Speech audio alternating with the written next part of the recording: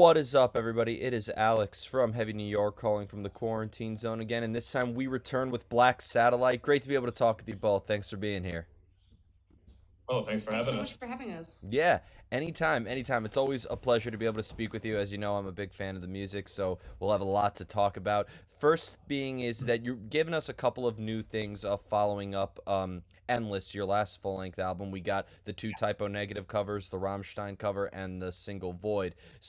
And I feel like that these four are already like the heaviest sides I've ever heard of Black Satellite, like even heavier than anything I heard off of Endless. So is that maybe a good representation of the direction that Black Satellite is going into? Yeah, our second record is a lot more aggressive. I'd say a lot more like confident. There's still things that make it us. We didn't like completely change. It's not like going to be a death metal record or anything like that. I think fans that love the first record are going to love the second, and anyone who likes heavier music and wants to lift to something that is us should Yeah. enjoy it as well. Was I think this Void is actually one of the lighter songs on the new record. So that's kind of why we dropped it first because Yeah. it's like a great bridge from Endless to Yeah, Aftermath. I wouldn't necessarily call Void a single. I'd more call it like a tastemaker of the okay? record. That's a good way of putting it. I like that term, tastemaker. I'm gonna use that from now on. Um, was this like a preconceived idea though to kind of like make something that goes a little bit heavier? Was that something that you've always wanted to do, or did it kind of just happen that way when just writing the follow up to Endless? So when were doing the typo covers, since we were covering someone else's song, there wasn't any expectation for the direction.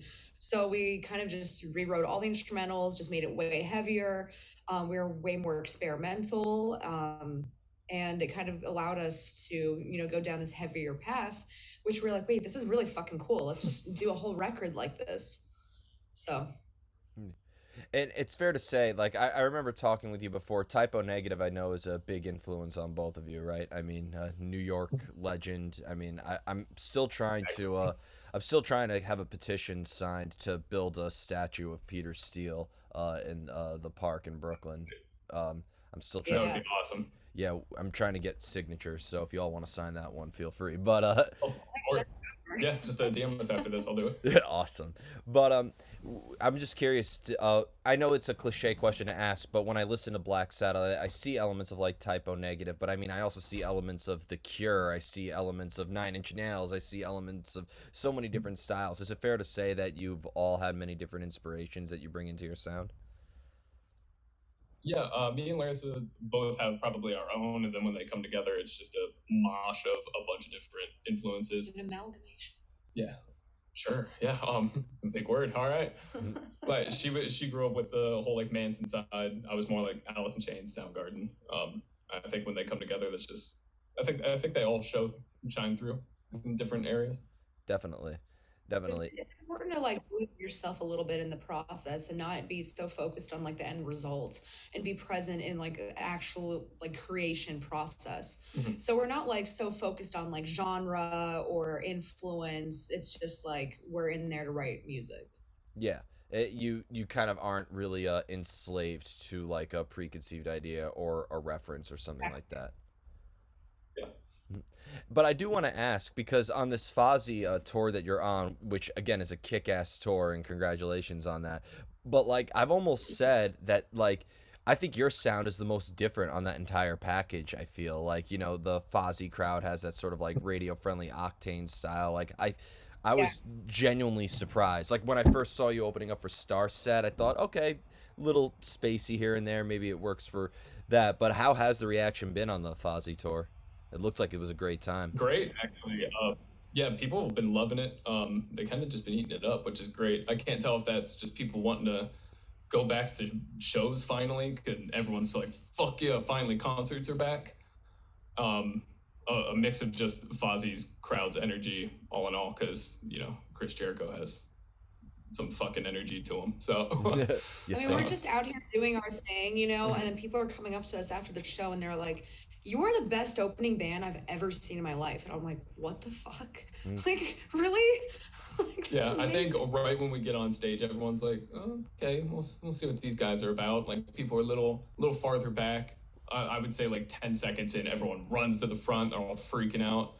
Obviously, everyone's freaking out mainly over Larissa because she also has a spiky jacket and she's flashy, but I get my fair You know, share. it's funny. I have like a lot of like women coming up to me after the show too. It's funny. So at Blue Ridge, we called them. Well, maybe I'll save that part for later. But so there were legit like 20 groupies that showed up at our merch table in the middle of a field at Blue Ridge, and they were like all women, a couple guys sprinkled in there, and they're like, "Can you sign my tits?" I was like, "Wait, really? Are you joking?" And they're like, "No." And they like lift their shirt up, and I was like, "Okay, cool." And I started signing tits, and then they keep coming, and there's like girl after girl after girl. I was like, "What the fuck?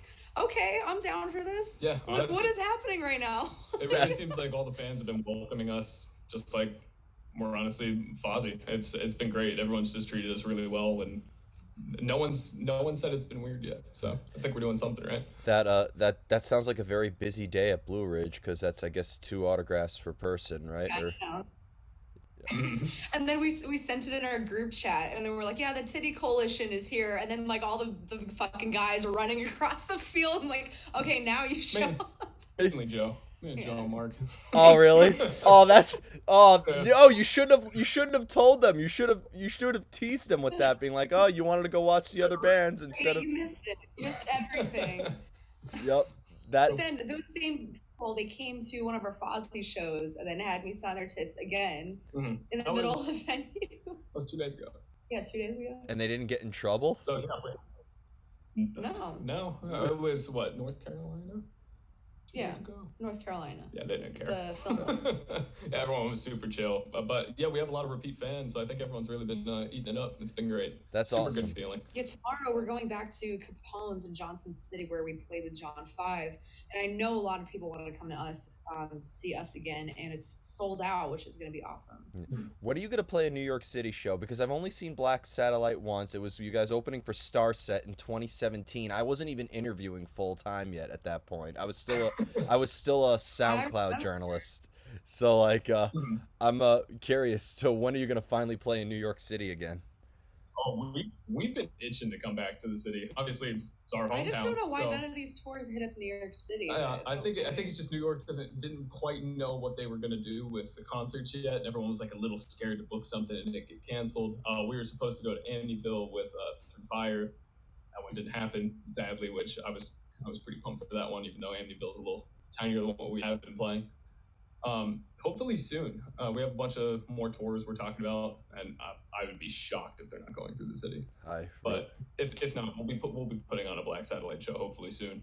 Please. But I will say, like, I remember meeting you that many years ago, and it's really cool to see you kind of scale this and take it this far on the journalist side as well. Oh, so that's fucking cool. Good thank you. Thank you. I mean, it was a memorable performance. You were one of the first bands I really saw as I started actively working in press. So it's definitely a memorable one to see.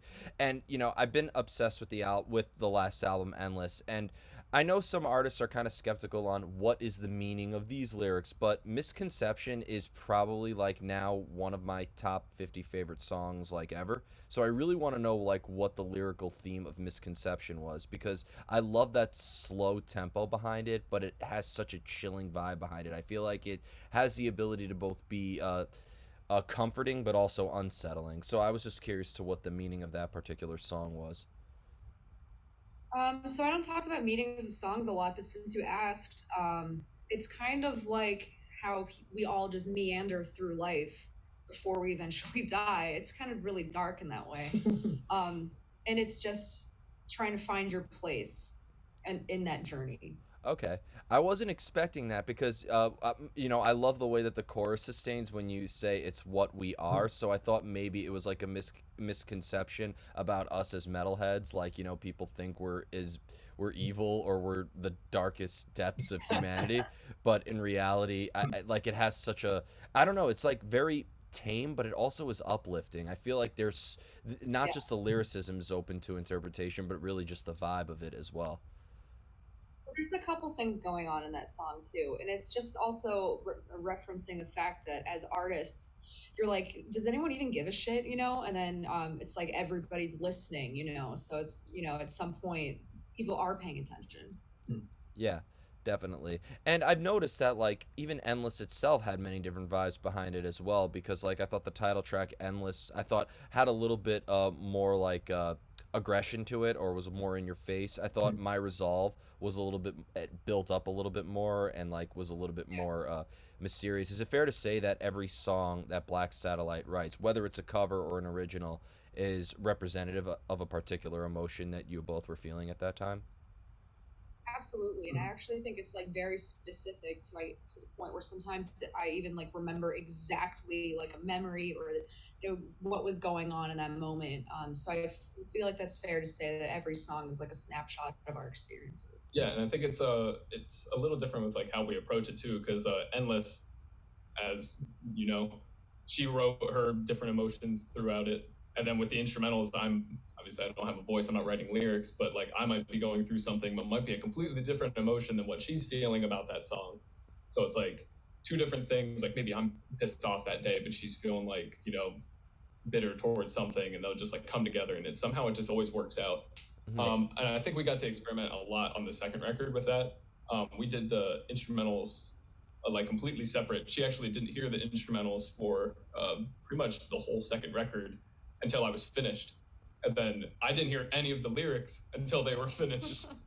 So it was like we both were feeling completely different things, or it was like how like maybe my emotion made her feel in the track, and then like how it twisted. It was really fun. And, he basically just turned in the instrumental record, and then I wrote all of the vocals after the fact on top of everything. And like, goddamn, your fucking degen rhythms. Like, it was so hard sometimes. I'm like, you really did not make it easy for me. Like, how am I supposed to put a vocal on this? But I somehow did. I locked myself in a room for like 4 hours and I was like tearing up. I'm like, it's impossible. I can't do it. But I love this song. It's so fucking cool.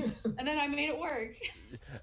Okay, I'm more excited to hear this now, and that's a big risk for everybody to write something so separately and presenting it all the first time. Normally, like, one song is what an artist would do on a whole album. You did a whole record that way. That's a bold move. Yeah. Like, I would have been. I don't want to do that again, but it was really great the way it happened. It was like a one-time thing. We'll try something different next time. It was definitely a lot of fun because Endless was very much 50-50. We were together the whole time, wrote everything together. The analogy I use for Endless is like watercolor. Like you can't even discern who did what on what song at that point. And then Aftermath, I guess, would just be very like black and white. Well, maybe that. A curious thing about Endless is that the song Endless was the first time I actually wrote lyrics from Kyle's perspective. So he was going through like a rough patch, and I wanted to give him a voice. Because for me, writing lyrics is so cathartic. Once I get it out on the page, I feel like those emotions aren't internalized anymore, and I'm not like actively feeling them. And I don't know if you want to talk about specifically what was going on, but after we wrote that song, like kind of like everything had changed for him and for us. So I think I'm definitely going to be doing that more in the future. I think I'll leave it up like on our third record. Fair enough. But yeah, what's really weird is I didn't actually know she was writing it from my perspective. So the instrumentals were completely different. I don't know, I guess life problem I was going through. And then she wrote it about a different one. And it kind of just worked. And I don't know, something clicked. Yeah, I wrote it as honestly helped me through a lot of stuff. Was you. So it was kind of weird. She almost wrote lyrics from my mind that helped me. I don't know. Yeah. It's definitely one of my favorite songs. So my new slogan for Black Satellite now about songwriting: artificial but very organic at the same time. That's how I look at it. That I like it. That's a really, really great story. And kind of going back to like flavor. going back to that like emotional element that you address in your songs, do you like find though that maybe like the longer you're working on a song, the harder it is to kind of like maintain that emotional spark or maintain that emotional energy if you're working on a song for a day, a week, if you're Tool 13 years or something like that? Yeah, God. Oh my God. I don't know how they do it. It's crazy. We're actually like really fast. We do a song like in a day, like all of the instrumentals, all the vocals, like when we're writing it, the whole thing in one day. Yeah. Shockingly, the ones that take the longest are the covers. Yeah. That's probably because I'm trying not to piss off a certain crowd. It's kind of like but when we do covers, it's kind of like reverse engineering. We're like, okay, let's take this all apart. What elements do we want to keep? What are we changing? And then we put it all back together. yeah, obviously some songs take a little longer. We like tweak some stuff. So like maybe over a course of like 2 days, it'll be fully finished. But the whole song as an idea will pretty much be out in a day. Maybe honestly, Within like sometimes 4 hours. yeah, sometimes like Yeah. 4 hours. Endless, honestly, I wrote all the instrumentals in Endless in 15 minutes. I don't Wow. know what happened. It was the fastest thing I've ever And done. by before you even tracked it, I already knew what I was gonna do in the chorus. Wow. That's very, very impressive. I know that there's a lot of musicians who are just seething with envy watching this right now because sometimes it would take them like 15 minutes just to write one riff, let alone a whole song. So kudos to you. And I look. Yeah, I guess it helps us with the emotion at the time. So like whatever we're feeling that day is kind of like how we write the song. It's also like knowing when to not pursue an idea. You know, like Yeah. you could sit there struggling trying to make it work for fucking hours, days, weeks. So I mean, we don't really like to hang on to things that long. You know, where like if it's not working, let's just fucking trash it. On to the next thing. Let's try something else. Okay, so it's not like you're because I've talked to a couple of artists. Like I interviewed the singer of Primitive Man a couple of times. Great band, and he says like it's never been an issue for him to just put something down and come back to it later. Yeah. That's just part of how he writes, but that's just not in the that's out of the question for Black Satellite. Yeah, we don't normally put something down and come back to it along. Like I think Ever that really. literally like the riff and misconception after the chorus that came from a song like 4 years before that. yeah. That just that one little piece is Mhm. like the only thing that we saved. Oh, Yeah, like the there might intro. be like aspects from things that maybe we didn't use a long time ago, but it'd be like, wait, I remember that thing from like and it's like perfect. Like sometimes stuff will come together from like the past, but usually it's all new, fresh stuff, Yeah. fresh emotion of the day. And I've noticed the way you approach covers is also like relatively different. Like I've actually played the cover of "I Don't Want to Be Me" for a few people without telling them what it's a cover of, and they're like, "Wow, this is a great song and a great band. What's the name of this song?" And they're like really shocked when they learn that it's Typo's "I Don't Want to Be Me." But my girlfriend's girlfriend, I feel like follows sort of like a similar structure and a similar tempo. So Yeah. it's fair to say that like you listen to a song and it could either be a tribute or it could also be your own interpretation. Yeah, like when we were listening, actually when we were picking the Typo songs, it's kind of funny. We were trying to only narrow it down to one. I wanted to play "I Don't Want to Be Me." Larissa really wanted to do it with my girlfriend's girlfriend, so obviously we ended up doing both. But "I Don't Want to Be Me," for some reason, I didn't hear it the way it was. Every time I listened to it, I was just like, this isn't the way I'd write it. So then for some reason we sat down in the studio and I was like, I'm just gonna write completely different instrumentals for it and see what happens. Well, you know And what then that you know turned out fairly well. You know what the origin of that song was, right? Because I interviewed Kenny. Kenny's a great friend of mine, and he was telling me that that song only was written because he kept busting Peter's balls about how he can't write a simple song that is, under 7 minutes. So, Yeah. but Well, then I had to make it more difficult. well, when I first heard the cover of "My Girlfriend's Girlfriend," because that came out before "I Don't Want to Be Me," like I said, I hope they do more Typo covers, and if they do, I hope it's "I Don't Want to Be Me," because that almost sounds like I felt like Larissa had the perfect voice for that particular song and the same sort of vibe. So when I saw that cover, I was just like, my prayers have been answered. That video was fun as shit. Too. Yeah, it was a lot of fun shooting those videos. Yeah. And you led me perfectly into the next and sort of like final portion of this interview, because I feel like what's not just great about the music, but it is also the imagery of Black Satellite. Like I really get a vision of what Black Satellite is, especially when I first saw you live, the way that the lighting was, the stage presence was just truly remarkable. It's kind of like two questions in one, but first question is there maybe a similar energy that you put into your live presence as you do when you're songwriting, or do you almost consider them completely separate entities? I would say our image really just goes over everything. To branding, merch, live performance, music videos. We kind of honestly just put our hearts and souls into everything. When we get on stage, I don't know, I hear the first, well, I have obviously click in my ears, but right when I start hearing that, I just like, I don't know, I lose myself, and then all of a sudden the show is over. It's like, I don't know. It's I put all of me into it. So our stage presence, it's not like contrived or put on or whatever. um I don't know, I just kind of like lose myself in our songs. And like what you're talking about before, like do you get, sick of your songs? Like are you still emotionally invested after hearing them so many times? And that kind of translates to the live setting as well. Because it's like I'm not just singing the words, like I'm actually like feeling it every time I do it, every night. And I never take it for granted. I mean, we're so lucky to be out here on the road playing shows every single day to people who actually want to hear us. So I want to put on a fucking show, and like I'm doing it for me too. I need to play shows, and it's like my therapy. Yeah. And Yeah, depending on the emotion, I think that all comes across in the performance. Honestly, my one of my favorite songs to play live is Misconception. oh, So Yeah. hell just yeah. like the intro guitar, every single time I'm playing it, I'm just like, oh fuck yeah, the chorus is coming. Like I just get so excited every night. Oh, And I've been playing that for years now. So and you know what's funny is too is like I discover new things about that song. So I'll just confess this right now. Not the most professional thing to mention in an interview, but when the pandemic first started, I was smoking a little bit more marijuana than usual, and I went back and listened to Endless. That song is amazing to listen to when you're stoned. May I just say that? That is, I was Hell listening. yeah. I was listening to that, uh, and recently I listened to it just walking through like a very well lit area, stoned, listening to that song. It really felt like I was in like a music video. So there's that. I I got It sounds different through different headphones too. I've listened to it through AirPods. yeah. I've listened to it through regular, head earphones. I've listened to it through my speakers. So like I feel like I don't know if it's the way that it's mixed or something like that, but that's a song where you discover something new with every passing listen. yeah, there's definitely a lot of layers to our music. It's not just the two guitars, drums, bass. It's I don't know. We try and do like almost that industrial '90s Nine Inch Nails mixed with Manson kind of vibe. Yeah, It's like I want people to listen to a song and then have like a re-listenability.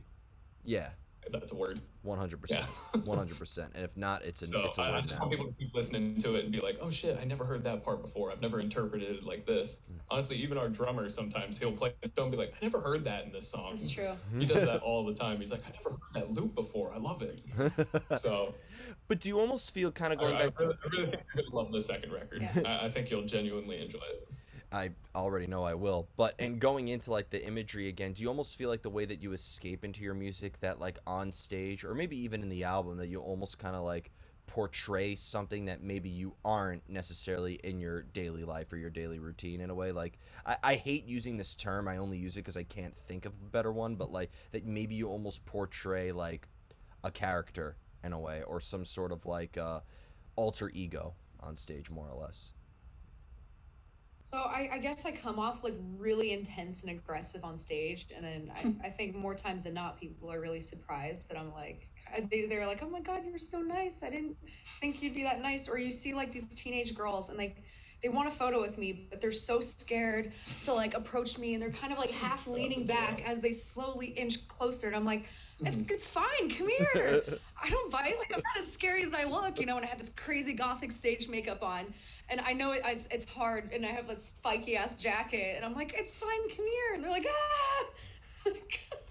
Yeah. Yeah. I guess it's like through our like imagery and stuff. Obviously, we're super nice, down to earth people. I like to think anyway. Um, and I'm not really one to like wear emotions on my sleeves and whatnot. Really? So yeah, right? Who knew? But I guess like through like stage presence, I guess if anyone can like just feel what I'm feeling, or like in the like music videos, if someone can relate to me somehow, it's an easier way for me to express myself, I guess, than in normal conversation. That Definitely. sounds emo as hell, but Yeah. I guess that's the best way for me to put it. Yeah. Emo's always good. I still listen to MCR. Exactly. Everyone needs a little dose of emo in their life. So before we go, I want to thank you both so much for your time. It's always great to catch up with both of you. Is there just anything else with Black Satellite you'd like to promote for the rest of the tour? And most importantly, when the hell are we going to get the follow-up to Endless?